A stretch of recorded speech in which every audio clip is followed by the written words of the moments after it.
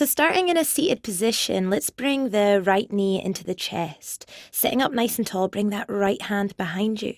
Inhale, left arm to the sky, making contact with the left tricep and the right thigh if possible. Inhale to lengthen. Exhale to maybe go a little bit deeper if the breath is still flowing. Notice how my left toes are active.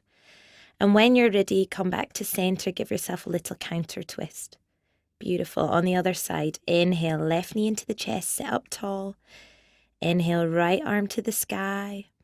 Exhale, coming into your twist. Again, only going as far as the breath allows. Strong right toes, sitting up tall. And when you're ready, gently coming back round to center. Give yourself a little counter twist. And then we'll meet back in seated.